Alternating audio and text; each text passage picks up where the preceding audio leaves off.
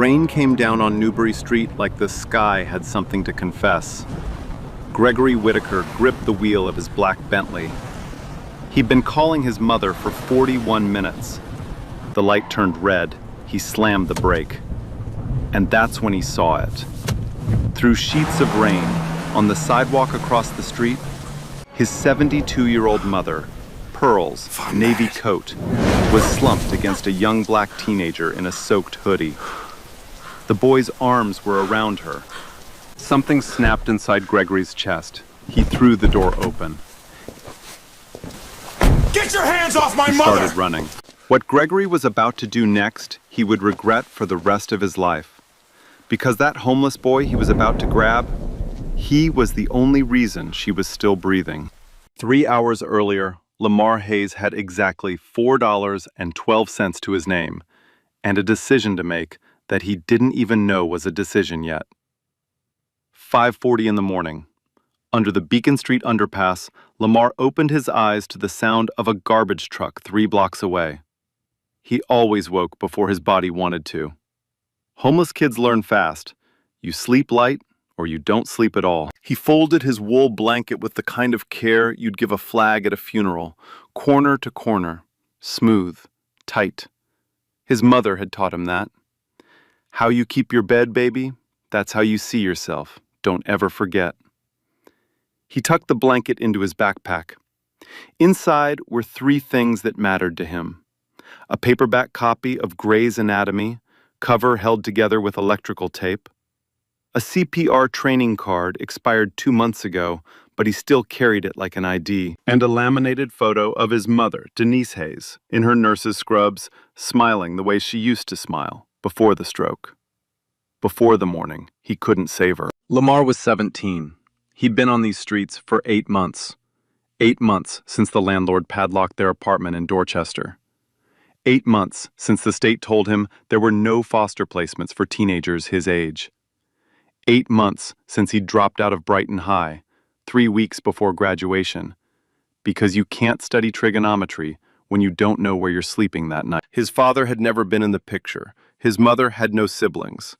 When she died, Lamar inherited exactly one thing: a silver medallion on a thin chain.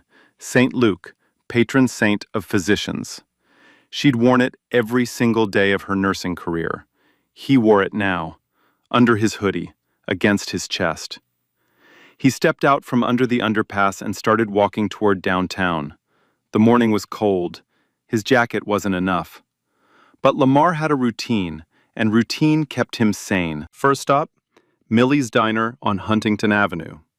3 nights a week, he washed dishes for Carl, the owner, for cash under the table. $10 an hour, no questions. Carl was gruff, but he wasn't cruel.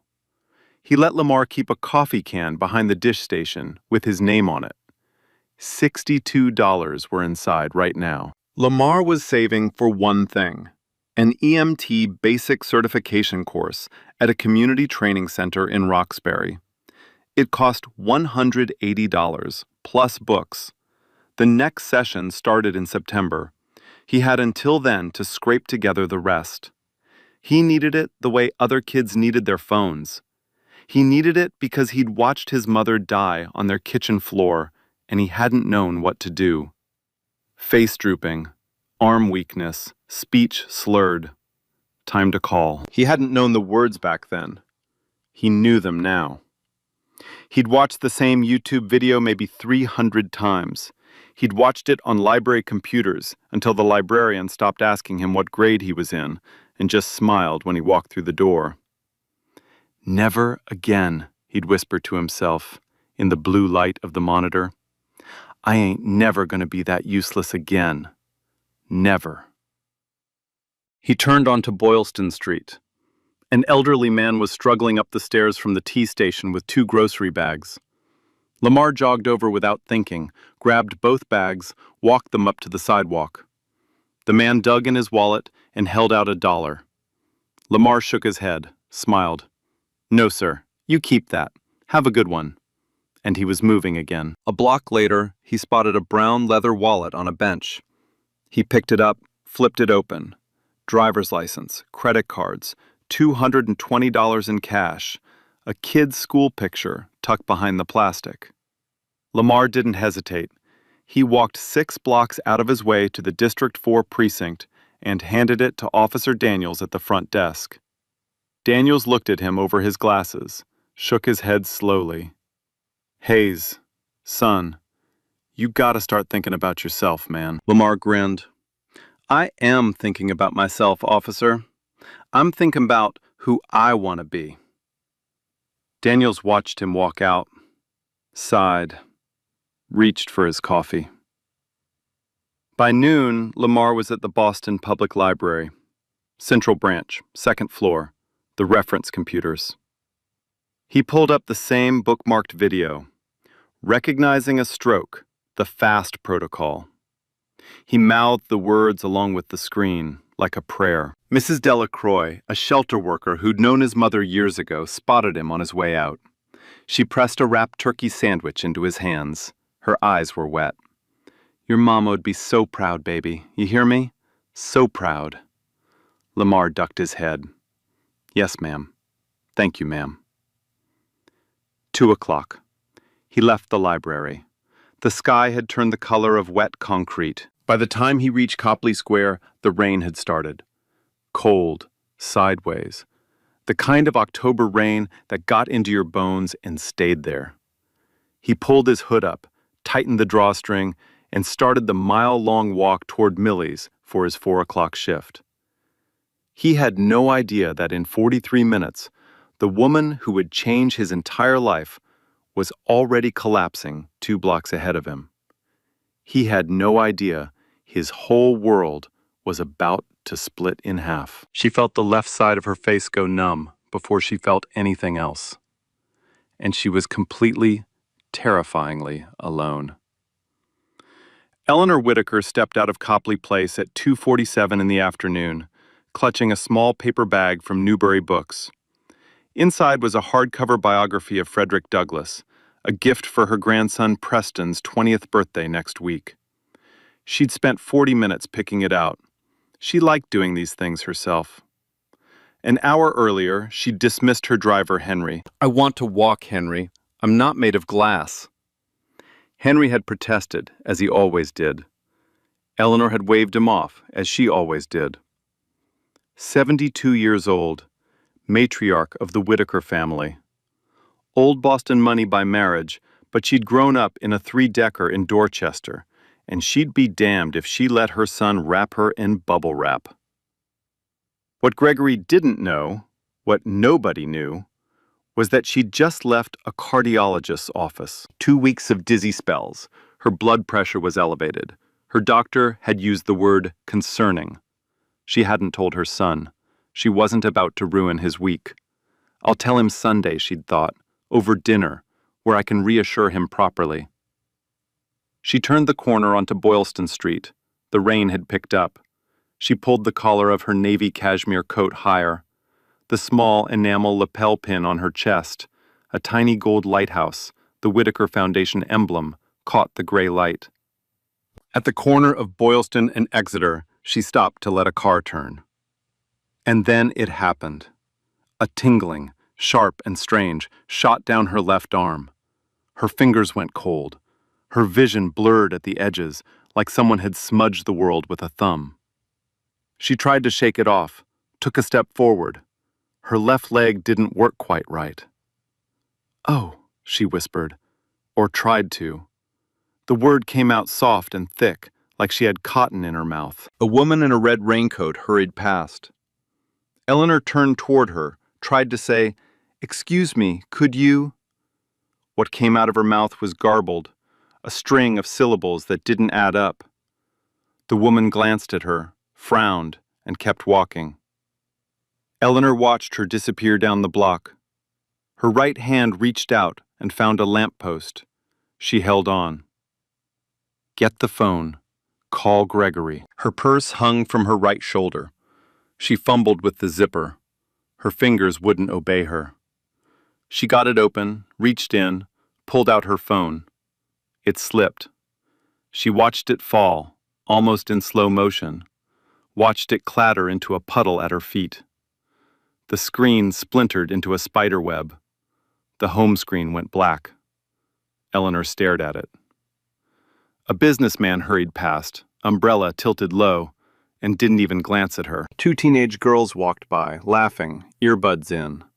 One of them met Eleanor's eyes for half a second, looked away, kept walking. A man in a suit slowed, looked at her leaning on the lamppost. His face shifted into something like disgust. She must be drunk, Eleanor saw him think. He sped up. She wanted to scream. She couldn't. The rain ran down her face. She wasn't sure anymore if it was rain, or tears, or both. This is how it happens, she thought, very clearly. On a sidewalk, in the rain, and nobody even stops. Her knees started to buckle. Her grip on the lamppost weakened. The world tilted sideways.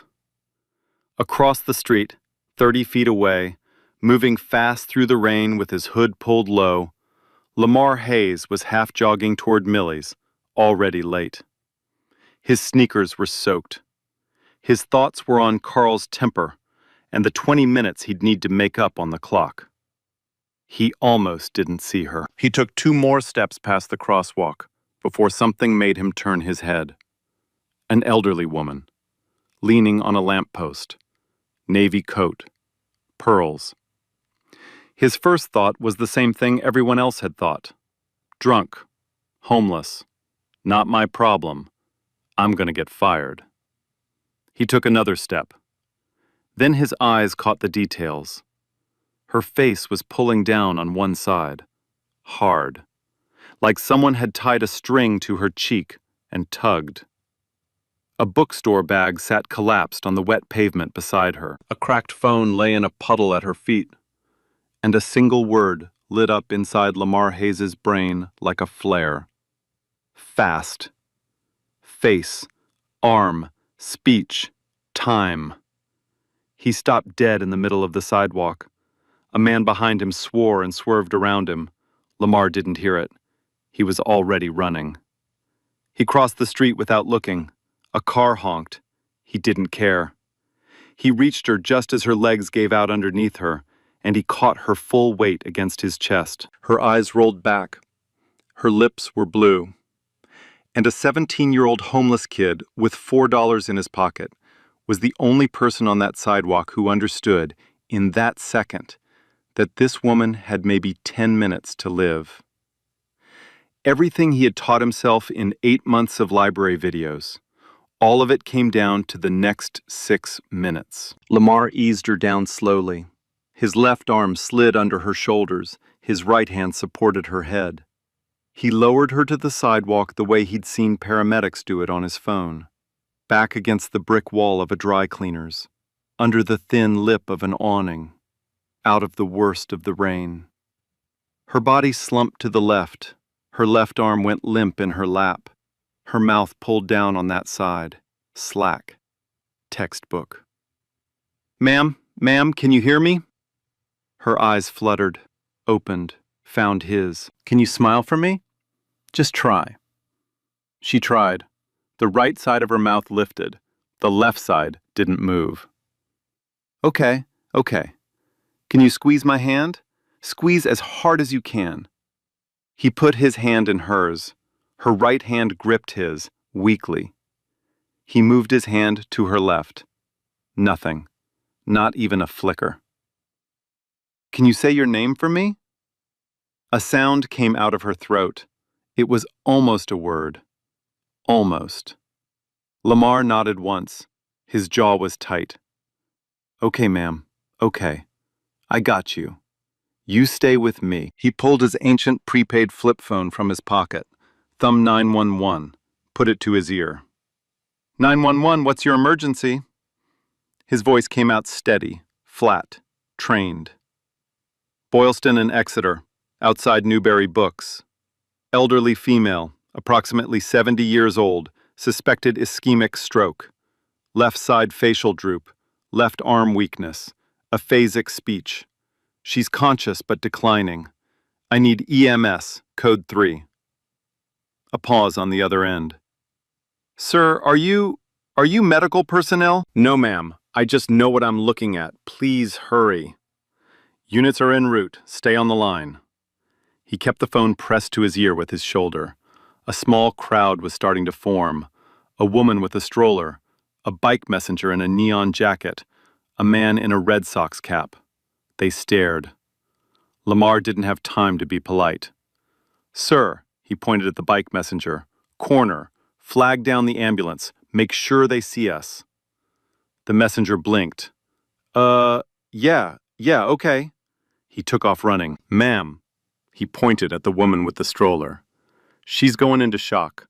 I need something dry. Scarf, jacket, anything. The woman pulled off her own coat without a word, handed it over. Lamar wrapped it around Eleanor's shoulders, tucked it around her legs. Thank you, ma'am. Thank you. He took Eleanor's good hand, her right one, held it between both of his, leaned close so she could see his face. Hey, look at me. What's your name? You can't say it, that's okay. Just nod if you can hear me. She nodded, barely. A tear rolled down into the rain on her cheek. Good, that's real good. My name's Lamar. I'm right here. I ain't going nowhere. You hear me? I ain't going nowhere. She squeezed his hand. He felt it. The St. Luke's medal had slipped out of his collar. It hung in the rain between them. She saw it. Her fingers reached up, trembling, barely brushed it. There was a question in her eyes. Lamar's throat closed for a second. My mama's, he said. She was a nurse. She'd know exactly what to do right now. So we're going to pretend she's here, okay? You and me. Ain't nobody dying on my watch today. Eleanor's hand tightened in his and didn't let go. He remembered another piece of the video. Stroke patients shouldn't lie flat if they were conscious. Elevate the head. Turn to the side in case of vomiting. I'm just going to tilt you a little, ma'am. Real gentle. That's it. There you go. You're doing great. He adjusted her with the care of a son moving his grandmother, voiced every movement. How we doing on time? He called to the man in the Red Sox cap. The man looked at his watch. 4 minutes since the call. Felt like an hour. Lamar kept his eyes on Eleanor's. Tell me about somebody you love, ma'am. You can't say it, I know. Just think about 'em real hard. Hold on to 'em. Her eyes welled up again. Yeah, that's it. You hold on. And then her eyes started to flutter. His stomach dropped. No. Ma'am, hey, look at me. Look at me. Her eyes drifted. Somebody's waiting on you to come home today. You hear me? Somebody's sitting somewhere waiting on you. You got somebody. Stay with me. Her eyes opened, found his. A sound came out of her throat. He leaned closer. Son. Your son. Yeah, he's waiting on you. He don't even know yet, but he's waiting. You gotta go see him. Her fingers tightened on his. Somewhere down the block, sirens, getting closer. You hear that? That's for you. They comin' for you, ma'am. Almost there. The ambulance rounded the corner, lights painting the rain red and blue. It braked hard. 2 paramedics jumped out with a gurney. Lamar didn't move his hand from Eleanor's. He just started talking, fast, clean, every word in order. Onset approximately 8 minutes ago. Left side hemiparesis, facial droop, expressive aphasia.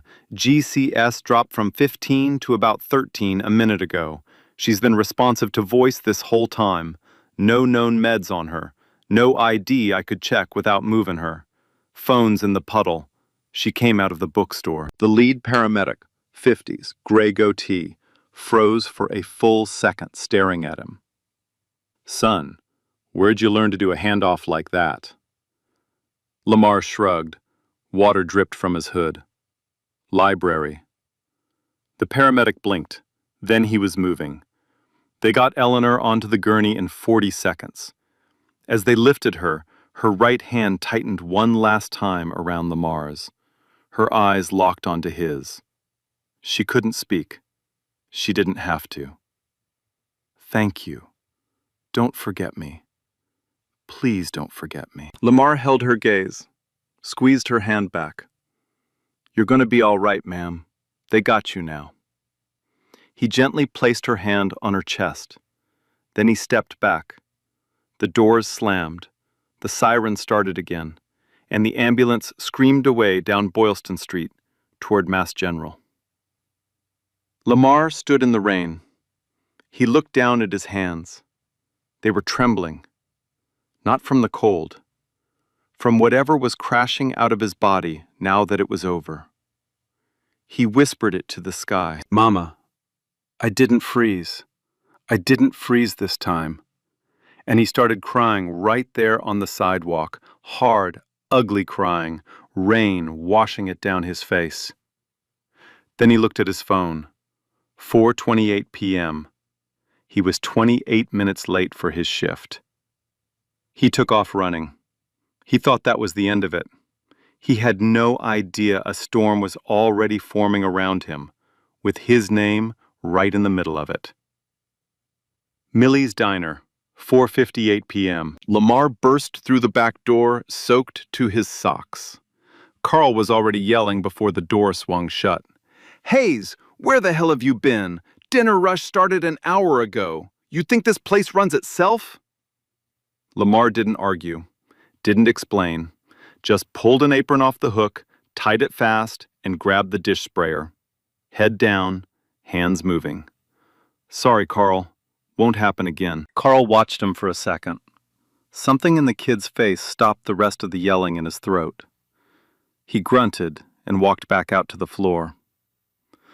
Lamar worked through the rush like a machine. Plates, glasses, silverware, steam rising off his hands. He didn't let himself think about her. Not yet. If he thought about her, he'd fall apart. And he couldn't afford to fall apart on the clock. What he didn't know was this. The bike messenger in the neon jacket, his name was Tariq Washington. And the last 90 seconds of that sidewalk, Lamar's handoff to the paramedics, he'd filmed on his phone. At 8:14 that night, Tariq posted it on TikTok. Homeless teen saves old lady's life in Boylston. He told the medics he learned CPR at the library. I'm not okay. By 9 p.m., the video had 400,000 views. By midnight, it was on Reddit. By the time Lamar was curled up under his wool blanket at the Beacon Street underpass, people all over Boston were trying to figure out who the kid was. And across the city, on the neurology floor at Mass General Hospital, Gregory Whitaker was pacing outside room 812. The doctor came out around 7:30. Clean white coat, tired eyes, gentle voice. Mr. Whitaker, your mother is stable. She received TPA within the treatment window. She's going to make a significant recovery. But I have to be direct with you. If that young man hadn't recognized what was happening and called when he did, we'd be having a very different conversation tonight. He bought us the only minutes that mattered. Gregory's throat closed. What young man? The nurse showed him the video on her phone. Gregory watched his mother on a wet sidewalk, shaking, gripping a stranger's hand. He watched a skinny black kid in a soaked hoodie hold her together. He watched himself, in his memory, running at that kid with his fists up. He sat down in the hallway and cried for the first time in 20 years. The next morning, he sent his assistant, Vanessa Price, to find the boy. Vanessa took a still from the video, Lamar's face, hood down, rain on his skin, and worked it like a missing persons case. By 11 a.m., she was walking into Millie's Diner. She showed Carl the photo. Carl looked at it, looked at her tailored coat, crossed his arms. Maybe, depends who's asking. She handed him a business card. Embossed Lighthouse, Whitaker Holdings. Carl whistled softly, turned toward the kitchen. Hayes, somebody out here for you. Lamar came out wiping soap suds on his apron. Vanessa smiled, warm, careful. She introduced herself, told him Mrs. Whitaker was recovering well, that the family wanted to thank him.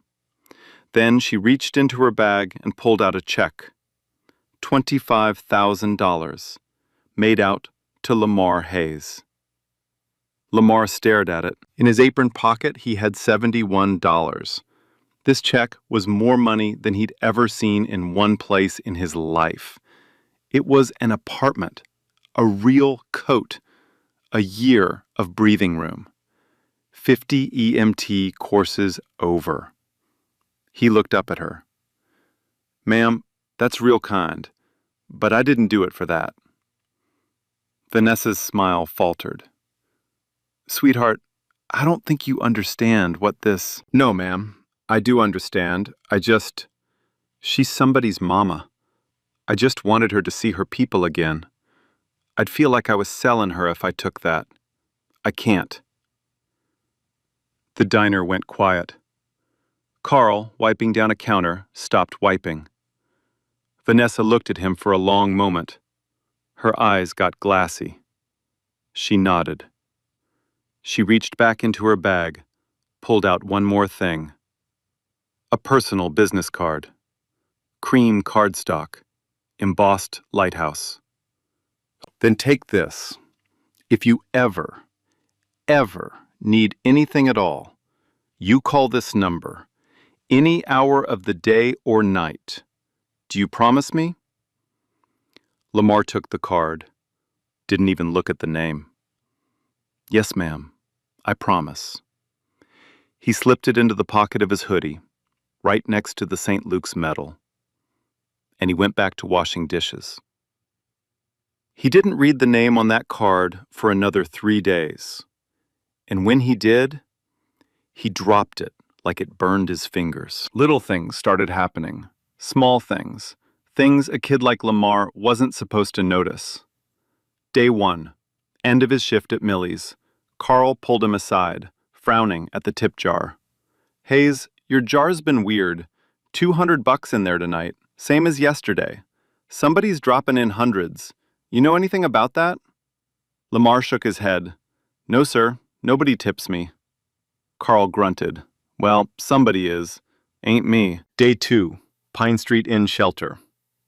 Coach Brennan, who ran the men's program, waved Lamar into his office. Kid, somebody paid up a private room here for you for 6 months. Hot shower, locked door, your name on it. Didn't leave a name on theirs. You know anybody with money like that? Lamar stared at him. No, sir, I don't know nobody. That night, he slept in a real bed for the first time in 8 months. He didn't cry until the lights were off. Day 3.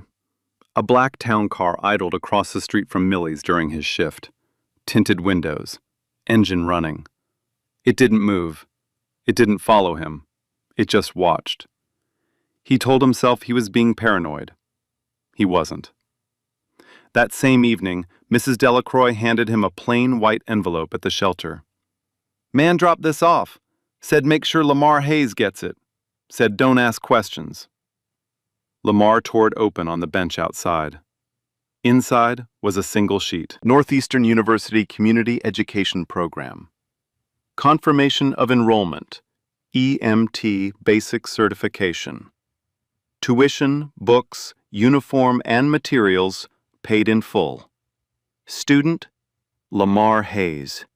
Donor, anonymous. He sat on that bench for a full minute. Wind turned the paper in his hands. He didn't cry. He didn't move. He just breathed, slow and deep, like a kid who'd been holding his breath for 8 months and finally remembered he was allowed to let it go. Then he remembered the card. He dug it out of his hoodie, held it under the streetlight, read the name for the first time. Gregory S. Whitaker, Chairman and CEO, Whitaker Holdings. His stomach dropped through the bench. He ran, literally ran, to the library before it closed. Pulled up Google on a public computer, Type the name. Forbes. Net worth? $4.3 billion. Whitaker Foundation. Education. Healthcare. Homelessness. He scrolled down, and there it was. The foundation logo. A small gold lighthouse. The same lighthouse. The same one that had been pinned to Eleanor Whitaker's coat on that sidewalk. Lamar sat back in the library chair, the screen blurred, his hands gripped the edge of the desk. He realized, all at once, who he'd helped. He had no idea what was coming next. That night, walking back to the shelter, the black town car pulled up beside him. The window rolled down. Vanessa Price, gentle smile in the glow of the dashboard. Mr. Whitaker would like to see you tomorrow, 10 a.m. He said please. Lamar said yes. He had no idea he was about to walk into the biggest moment of his entire life. Lamar thought the twist was that he'd saved a billionaire's mother. He had no idea the real twist was waiting for him, 52 floors up, and it had nothing to do with money. The next morning, State Street, downtown Boston. Whitaker Holdings Tower stretched up into a cold blue sky, all glass and steel. Lamar stood on the sidewalk in his cleanest hoodie and stared up at it. His mouth was dry. He almost turned around. He almost walked back to Millie's. Then he thought about Eleanor's hand squeezing back on that sidewalk, and he made his feet move through the revolving doors. The lobby was all marble and hushed voices. Security stood at a steel desk. Lamar braced to get stopped. Instead, the receptionist stood up the moment she saw him. "Mr. Hayes, they're expecting you, 52nd floor." He almost looked behind him to see who she was talking to. Mr. Hayes. Nobody had ever called him Mr. Hayes in his life. The elevator was quiet. He caught his reflection in the polished steel. Same kid, same hoodie. He tucked the St. Luke's medal inside his shirt. It felt like his mother was standing behind him. "Mama, walk with me." The doors opened onto the 52nd floor. It wasn't what he expected. No cold chrome. The hallway was warm. Soft lamps, thick rugs, wood paneling. Black and white photographs hung along the walls. Community clinics, kids at summer camp, volunteers unloading food boxes. Beneath each photo, small script, the Whitaker Foundation. Vanessa Price was waiting at the end of the hall, same gentle smile. "Lamar, before you go in, I just want to say something. I've worked for Mr. Whitaker for 12 years. I've never seen him cry. He cried yesterday. Because of you." She paused. "Thank you. From me. Personally." Lamar just nodded. She opened the door. It wasn't an office. It was a sitting room, fireplace, a tall window looking out over Boston Harbor, a couch. On the couch, propped up with pillows, the slightest droop still pulling at her cheek, Eleanor Whitaker. Beside her, Gregory Whitaker. Lamar's knees almost gave out. Eleanor reached out her good hand. "Young man, come here, please." He crossed the room. His legs didn't feel like his. She took his hand, the same hand she'd gripped on the sidewalk, and pressed it to her cheek. Her eyes filled. "I owe you everything. I don't know how to say thank you for something like this." Gregory cleared his throat. His eyes were red. "Lamar, before anything else, I need to apologize to you. The first thing I did when I saw you on that sidewalk, I was ready to hurt you. You had just saved my mother's life, and I was running at you like I was going to hit you." His voice cracked. "I will carry that shame for a long time." Lamar shook his head slowly. Sir, you was scared for your mama. I get it. We good. Gregory laughed, short, broken, and wiped his face. You keep making it harder to stay put together, son. Then Eleanor said, softly, Gregory, show him. Gregory picked up a folder from the side table, pulled out an old photograph. He held it out. Lamar took it. His blood went cold. A young woman in a nurse's uniform, bright eyes, braids pulled back, smiling. His mother, Denise Hayes, standing next to a much younger Eleanor Whitaker, both of them beaming. Eleanor was holding a newborn baby. Lamar's hand started to shake. Eleanor's voice was soft. Lamar, your mother was my nurse, 35 years ago. When I had complications delivering Gregory, I nearly died on that table. She held my hand through 2 nights. She prayed with me. I never forgot her. Lamar couldn't breathe. When she went back to school to finish her RN, the Whitaker Foundation paid for it. Quietly. Anonymously. Your mama was a proud woman. She wouldn't have accepted charity. So we made sure she never knew. Every tuition check, every textbook, every uniform, for almost 20 years.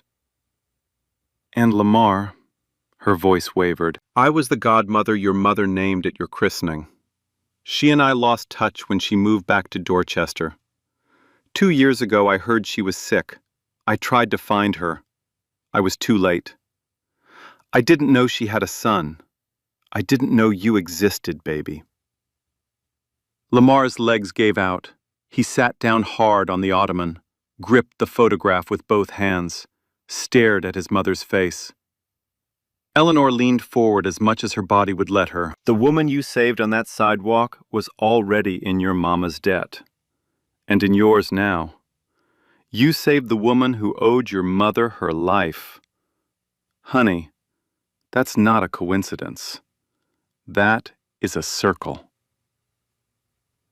She reached toward the St. Luke's medal resting against his chest and let out a small, broken gasp. I gave her that. For her graduation from nursing school, St. Luke. She's been wearing you through all of this, baby. Lamar started crying, the kind of crying you do when something you thought was lost forever walks back through the door. Gregory knelt next to him. Your mother held me the first time I opened my eyes in this world, Lamar. And you held mine the day she almost left it. You and I, we were already family. We just didn't know yet. Eleanor pulled him gently toward her. And for the first time in 8 months, a woman old enough to be his grandmother held him while he cried. Lamar came to that office thinking they'd hand him a check. What they handed him instead, he still hasn't fully understood. And it started with a single sentence. Gregory gave him a minute to get his breath back. He passed Lamar a handkerchief, real linen, monogrammed GSW in the corner. Lamar laughed through the tears. Sir, I'm going to ruin this thing. Gregory sat back in the chair across from him. His voice was softer than it had been in the lobby. Then I'll frame it, Lamar. They sat there for a long moment. The fireplace popped. Eleanor watched them both with wet eyes. When Lamar could breathe again, Gregory leaned forward, elbows on his knees. He wasn't a CEO right now. He was just a son, talking to another son. I want to say some things to you. I'm going to say them in pieces because it's a lot. You don't have to decide anything today, okay? Lamar nodded. Okay. First thing, housing. Gregory pulled a folder onto his lap. There's a building we own in the South End. 2-bedroom apartment, 2nd floor, furnished, utilities included. It's yours. Lamar opened his mouth. Gregory held up a hand. Before you say no, My mother already told me you'd try to, so I want you to hear this clearly. It's a lease, not a gift. $1 a year for as long as you're in school. You're a tenant. You sign a lease. Your mother would have skinned me alive for giving you a handout. So it's not a handout. It's a rental agreement. Eleanor nodded firmly from the couch. That woman had more pride than the Pope, baby. We know. Lamar laughed. A real laugh. His first one all day. Yes, ma'am, she did. Second thing, Gregory slid another document across the coffee table. This one is the big one. Lamar looked down at it. At the top of the page, in bold print, the Denise Hayes Memorial Scholarship. He went still. We set it up this morning, Gregory said. Full ride. It'll cover your GED completion first, those 3 weeks you missed at Brighton High, then pre-med at Boston University, then medical school at BU Med. Tuition, books, living stipend, everything. Lamar stared at the paper. His mother's name in serif print at the top of the page. Your mama wanted a nurse in the family, Eleanor said softly. But I've been watching you, baby. I think you want to go further. We want to make sure nothing stops you. Lamar's mouth worked, but no sound came out. Third thing, mentorship. Gregory flipped to the next page. Dr. Alicia Hartwell. She's the chief of neurology at Mass General. She's one of the doctors who treated my mother. She watched the video of your handoff to the paramedics. She said, and I'm quoting, "I want that kid in my hospital in 10 years. She's agreed to personally mentor you through your entire education." Lamar's head was spinning. He reached up and touched the St. Luke's medal through his hoodie, just to feel it was still there. Fourth thing. And this one, Lamar, this one is bigger than you. Gregory slid one more folder over. Lamar opened it. The Denise Hayes Community Health Initiative. We're renaming our community health program. $15 million over 5 years. Mobile stroke units in Roxbury, in Mattapan, in East Boston. Free fast training and basic CPR in every public high school in the city. The program that might have saved your mother, we're going to make sure no other kid in Boston has to watch their mom go the way you did. His voice got thick. We want you on the advisory board. Paid. Starting now. Your name, your mama's name, on the side of every one of those trucks. Lamar couldn't stop shaking his head. Not no.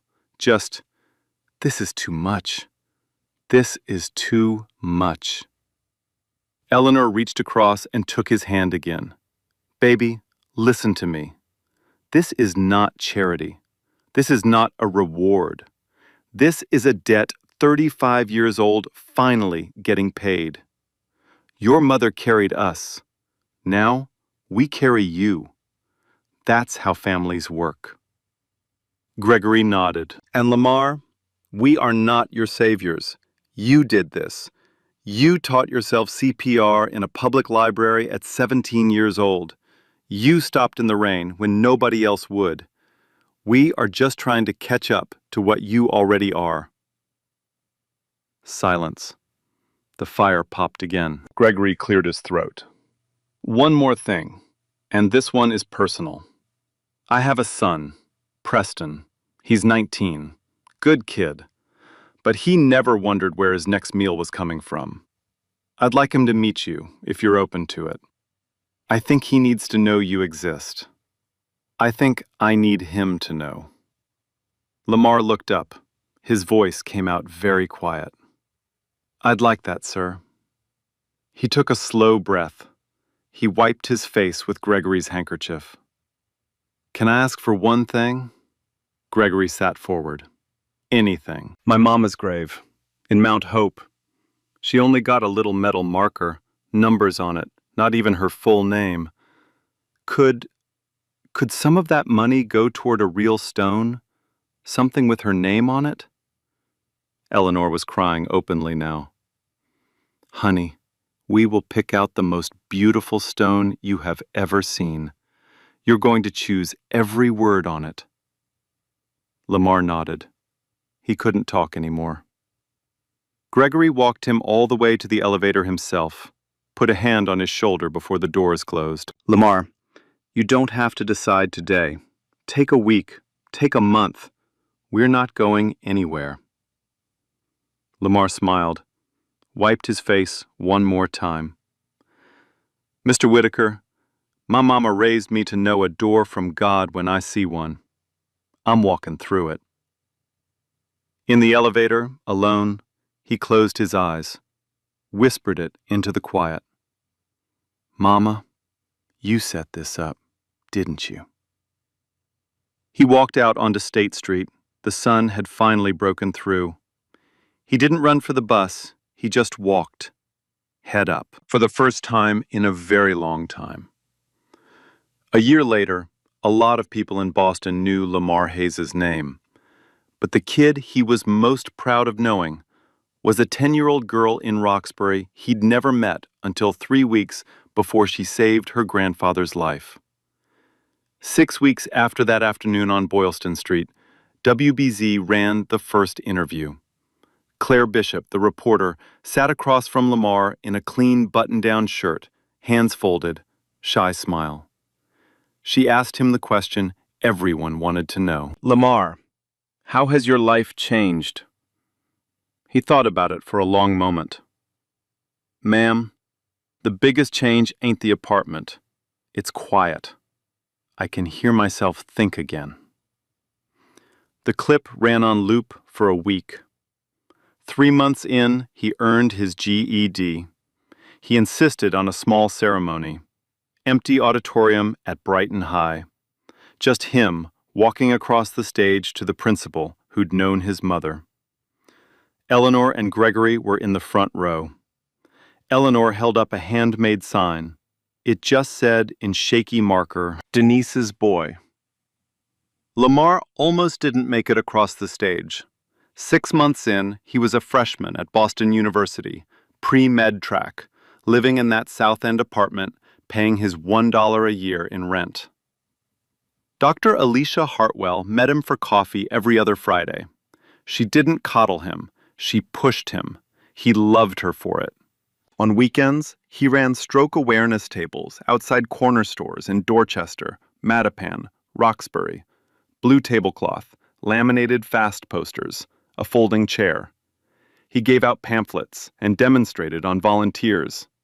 A photo went viral. Lamar, now 20 pounds heavier, a real jacket on his shoulders, kneeling next to a 10-year-old girl in pink sneakers, teaching her the letters. F-A-S-T. Her name was Keisha Morgan. 3 months later, Keisha's grandfather collapsed at the kitchen table in Mattapan. She knew what she was looking at. She told her mom. She said the words, Grandpa's face is droopy. His arm won't work. We got a call. Right now. He survived. Reporters showed up at her school.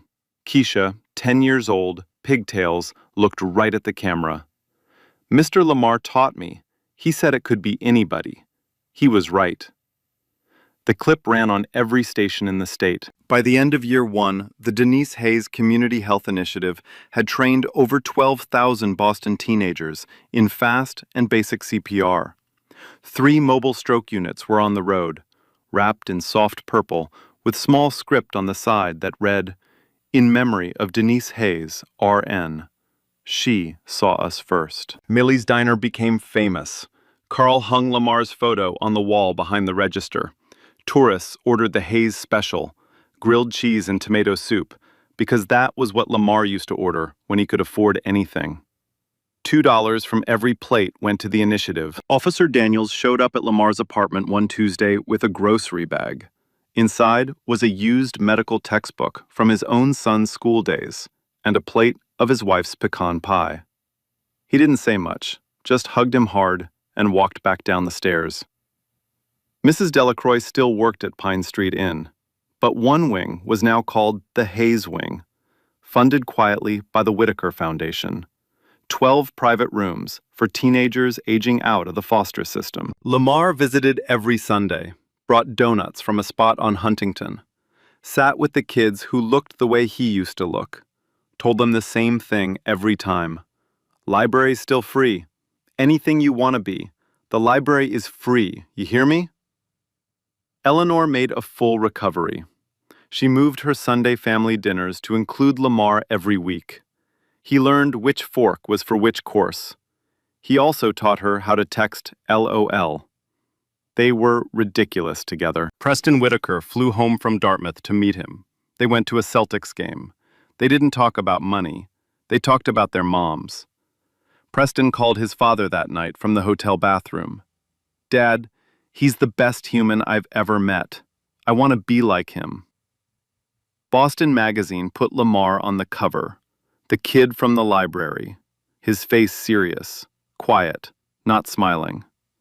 A New York Times op-ed written by a neurologist called the Denise Hayes Initiative a model for every city in America. 6 cities adopted it: Philadelphia, Atlanta, Detroit, Baltimore, Cleveland, New Orleans. The final frame of that year, Lamar in hospital scrubs for the first time, shadowing at Mass General. An elderly woman in a recovery bed, stroke patient, her left hand trembling. Lamar sat down beside her, adjusted her blanket, took her hand, and said very softly, "You're going to be all right, ma'am. They got you now." Same words, different room. The circle was starting to close. 3 years later, on a rainy October afternoon, on a sidewalk on Boylston Street, the circle closed again. Same corner, Boylston and Exeter. Rain is coming down. A small bronze plaque had been installed on the brick wall of the dry cleaners, right where Lamar had once eased Eleanor down out of the rain. It read, "On this spot, a young man stopped when no one else would. Kindness, like blood, keeps us alive. The Whitaker family." The plaque didn't name him. That had been his request.